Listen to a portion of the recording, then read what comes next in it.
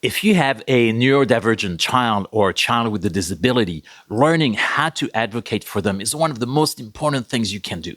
This is often overlooked by professionals.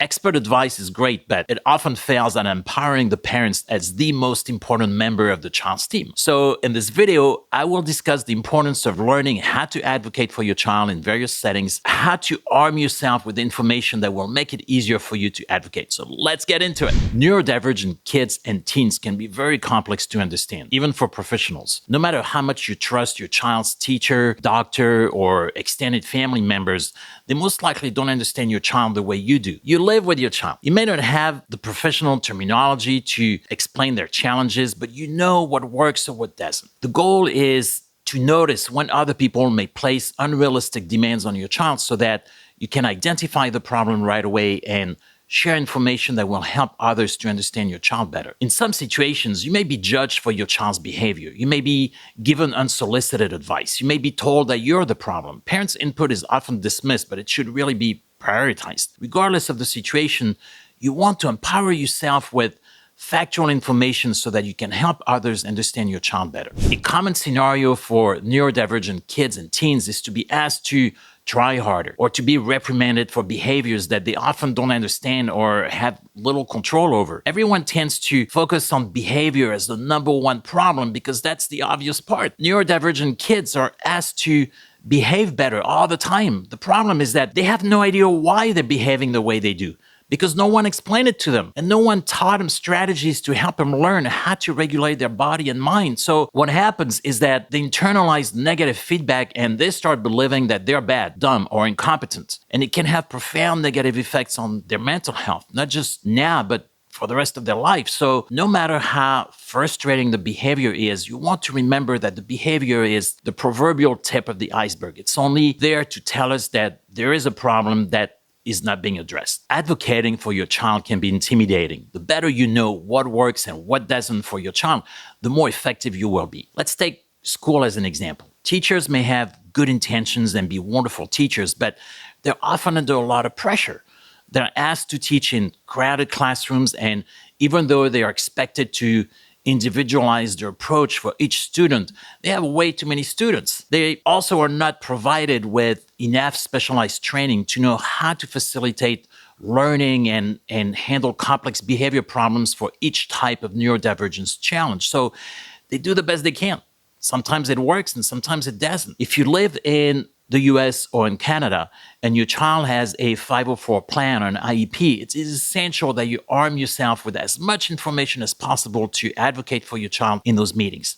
You can find information online about the process and the legal steps of those meetings, but it won't replace the need to really understand your child's strengths and challenges and learn how to talk about it. So if you know that your child struggled with XYZ situation in school, try to work on that situation at home with your own techniques. Can you find ways to engage your child, minimize the behaviors, and increase learning in the home setting? So for example, if your child struggles with reading and isn't motivated to read, try a variety of techniques at home. Maybe use a book about one of your child's favorite topics, or have them sit on a ball chair, or even read while they're standing, or use a template that only shows one line or a couple of lines to make it easier to focus, or maybe doing a brief movement activity before reading to help them stay regulated better. Once you have that information about what helps your child, you can share it with your child's teachers. The IEP and 504 meetings are often very overwhelming to parents. You find yourself in a room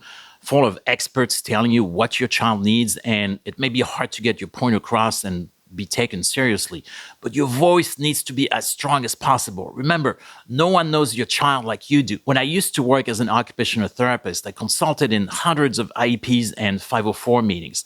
It was often brutal, but the students who got the best services were the ones whose parents had learned how to advocate. Another example would be visits to the doctor or dentist. If you have a sensitive child, you know how stressful those visits can be. Just telling your child to calm down isn't going to cut it. As a parent, you're probably aware of several strategies that could help your child to have an easier experience at a doctor's office, but the providers need to be on board with you.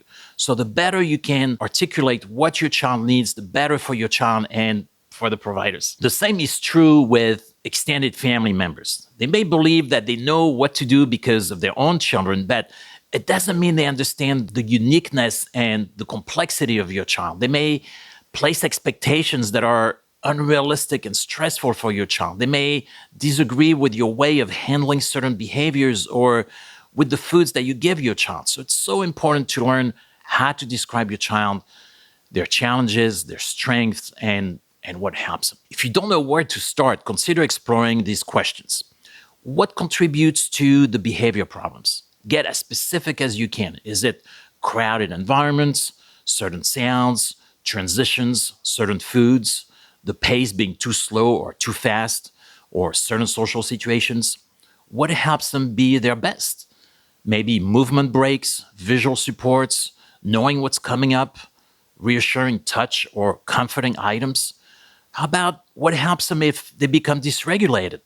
Maybe moving to a quiet environment or having time to regroup or engaging in a favorite activity, a snack. What are your child's strengths? What are their interests? What motivates them? So whether it is in school or at the doctor's office or with extended family, you want to watch for those situations where your child may be treated in a way that is unfair and not productive so that you can speak up and share information that hopefully will be taken seriously. In summary, know your child's strengths and challenges the best you can.